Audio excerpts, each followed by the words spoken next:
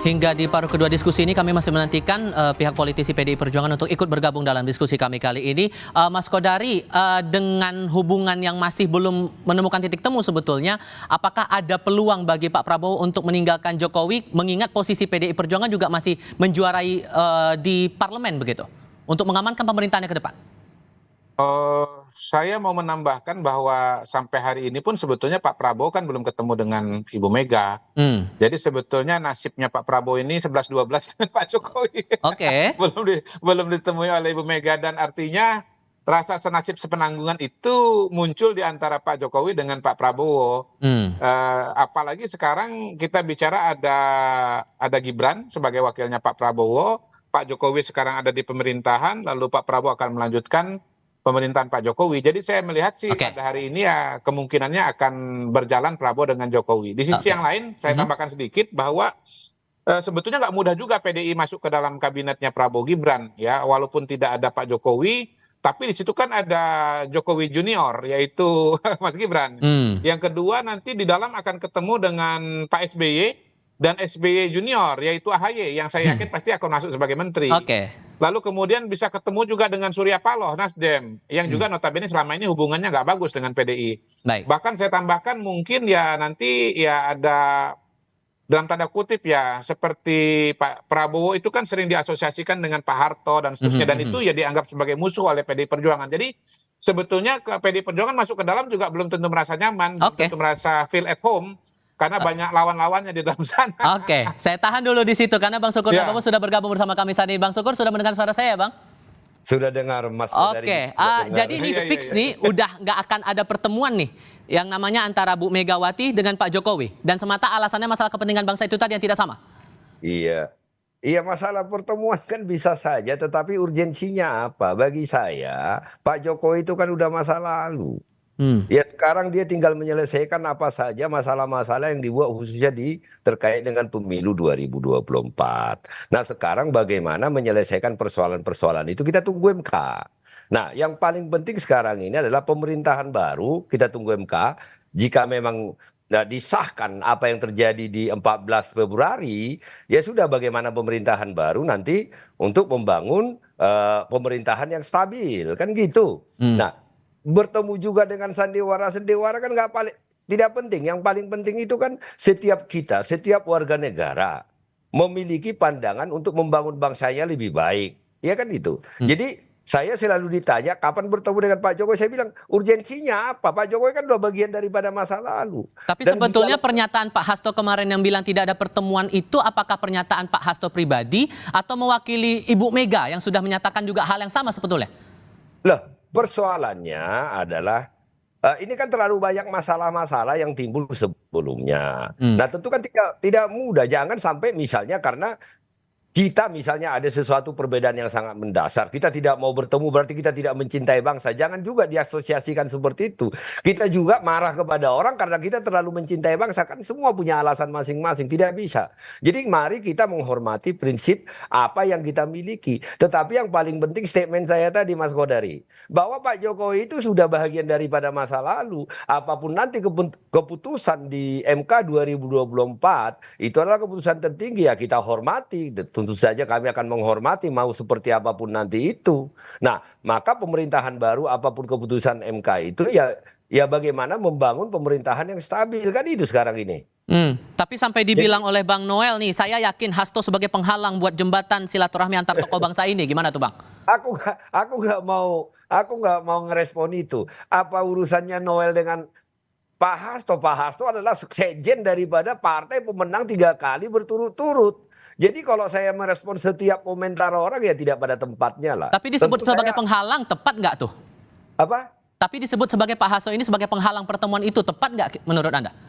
Mas, saya sudah bilang tadi, untuk apa saya merespon kata-kata yang menurut saya tidak berfaedah, tidak ada urgensinya, tidak ada fungsinya. Tetapi kalau seorang tokoh mengatakan seperti itu, misalnya Mas Kodari ini, kalau dikatakan seperti itu, tentu dia punya alasan kenapa. Tetapi kalau setiap orang yang mengatakan seperti itu saya harus respon, ya setiap waktu nanti saya akan merespon seperti itu. Jadi menurut saya tidak ada pentingnya saya respon itu. Oke. Karena tidak punya kapasitas memberikan statement seperti itu gitu loh. Tapi menurut Anda, Mas Arya, adakah titik balik yang mungkin akan membuat akhirnya pertemuan ini bakal terjadi? Saya kira begini ya, memang sangat sulit untuk memperkirakan saat ini pertemuan itu akan terwujud ya.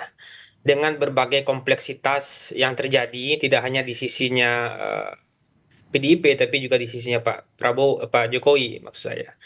Nah, dengan kompleksitas itu, kalau kita perkirakan sekarang, itu memang belum ketemu. Tapi ke depan saya kira, kita memang harus juga mendorong agar partai oposisi ini ke depan bisa kuat ya.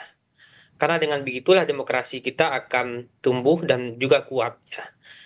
Nah, kita memang dihadapkan pada dua pilihan, apakah pemerintahan yang kuat dengan menggabungkan semua kekuatan di DPR, atau memastikan demokrasi yang kuat dengan menyisakan kekuatan oposisi di DPR. Nah, kalau hari ini kita menunjukkan bagaimana Pak Jokowi mengambil semua kekuatan di DPR dan hanya menyisakan PKS ya. Tapi ke depan saya kira kita harus dorong juga PDIP bisa menjadi paling tidak salah satu partai oposisi di DPR ya. Dengan begitu akan ada kontrol yang kuat juga kepada pemerintahan baru, dan ketika ada kontrol tentu akan ada variasi-variasi dan alternatif-alternatif kebijakan yang akan timbul gitu ya. Dan menurut saya itu akan baik bagi kita ke depannya. Oke, tapi kalaupun Anda katakan bahwa belum bisa diprediksi untuk posisi sekarang, tapi implikasi untuk pemerintahan Prabowo ke depan kalau kemudian hubungan antara Bu Mega dengan Pak Jokowi ini makin retak ke depannya, apakah akan sefatal yang diperkirakan atau malah tidak ada pengaruh sama sekali? Saya kira pengaruhnya kecil ya, karena setelah amandemen Undang-Undang Dasar itu Presiden punya punya posisi yang sangat kuat ya. Proses pemakzulan pada Presiden itu akan melalui jalan berliku dan hampir sulit terjadi gitu ya.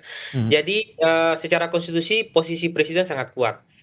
Dan kalaupun PDIP misalnya nanti tidak bergabung di pemerintah ya, Pak Prabowo masih punya opsi Partai Nasdem dan PKB gitu ya. Dan si angkanya juga sudah sekitar 70%, masih cukup baik gitu ya. Jadi saya kira tidak ada yang perlu dikhawatirkan ya, apakah dan juga tidak berisiko karena ketika misalnya Pak SBY ketika itu juga pada periode pertama setelah Golkar bergabung didukung oleh sekitar 70% kursi di DPR juga survive juga gitu ya. Oke, kalau kemudian sudah menutup dirilah kesannya begitu untuk berkomunikasi dengan Pak Jokowi karena dipandang tidak ada urgensinya, lalu juga belum ketemu dengan Pak Prabowo, dan itu apakah nanti kemudian PDI Perjuangan, Bang Sukur, akan konsisten menjadi oposisi yang konsisten dengan posisinya begitu?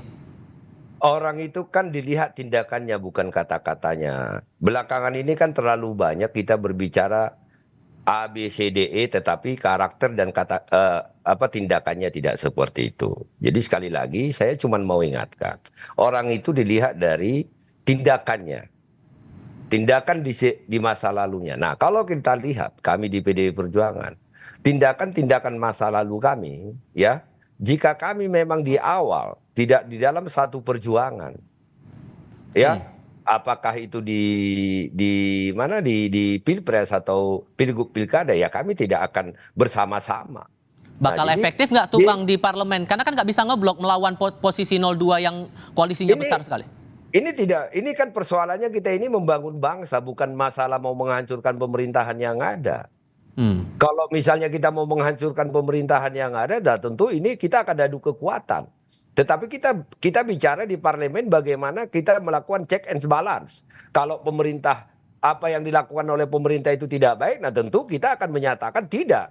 Nah, masalah kita nanti kita katakan tidak itu, kita memenangkan pertarungan itu urusan lain. Yang penting rakyat tahu sehingga untuk 2029 kita dipercaya kembali.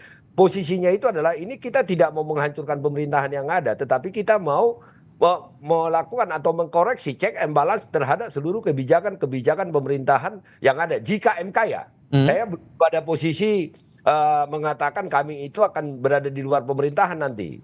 Nah, tetapi jika MK memutuskan seperti yang diputuskan oleh KPU, nah tentu tindakan-tindakan kami kan selalu searah dengan kata-kata kami, tidak berubah. hari ini kami mengatakan kami akan menjadi tidak bahagian dari pemerintah dengan macam-macam, tetapi besok berubah. Itu kan itu yang dikatakan bro pengamat tadi, Mas Kodari juga kan paham itu. Lama juga kan kenal dengan PDI Perjuangan kan. Nah, hal-hal seperti itu kan, dan tadi kan saya sempat tadi mendengar bahwa ya PDI Perjuangan kan di posisi begini kan sangat dibutuhkan bangsa dan negara kita. Apapun nanti yang terjadi di keputusan MK. Tetapi satu hal yang saya sampaikan tadi, udah, mari kita buat Pak Jokowi ya sudah selesai. Nah, sekarang bagaimana membangun pemerintahan ke depan? Karena apapun itu kan, apapun keputusan MK, seandainya misalnya seperti KPU kan bukan lagi Pak Jokowi yang jadi pengambil keputusan, kecuali ada dua, nanti coba ditanya Pak Kodari, apakah ada dua matahari atau satu matahari, kan gitu. Nah saya lempar ke Bung Kodari kalau begitu, itu implikasi politiknya akan diperhatikan juga oleh Pak Prabowo melihat hubungan yang retak antara Megawati dan Pak Jokowi ini? Ya, saya kira kalau kembali kepada diskusi kita di awal ya, pertama ada perbedaan pandangan yang dalam antara Pak Jokowi dengan Ibu Mega tahun 2024 ini.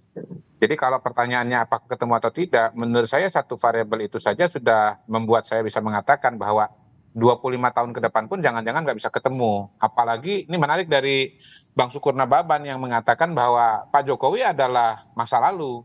Ya segera akan berakhir masa jabatannya. Dan karena itu ya buat saya sih PDI Perjuangan akan memikirkan konstelasi politik ke depan. Dan sebetulnya pertanyaan yang akan lebih relevan adalah apakah akan terjadi pertemuan atau tidak antara Megawati dengan Prabowo kan? Kalau ketemu artinya menjadi bagian dari pemerintahan. Tapi kalau nggak ketemu berada di luar. Untuk sementara ya dengan situasi kondisi sekarang ini dan pernyataan-pernyataan Bang Sukur, kalau itu dianggap sebagai representasi dari DPP dan Ibu Mega, maka kemudian ya kita bisa mengatakan kecenderungannya akan tidak gitu. Tetapi ya ini balik lagi kepada Pak Prabowo. Saya kira ini tugas sejarah bagi seorang Prabowo. Apakah kemudian akan istilahnya jalan terus dengan Pak Jokowi dengan resiko-resiko politik yang ada, misalnya berhadapan dengan PDI Perjuangan atau jalan dengan Ibu Mega dan meninggalkan Pak Jokowi. Saya kira itu nggak ada bahasa yang lebih eksplisit lah daripada itu. Mas Arya, Mas Kodari, Bang Sukur, terima kasih banyak sudah hadir dalam diskusi kami kali ini. Selamat sore semuanya. Terima kasih. Selamat sore.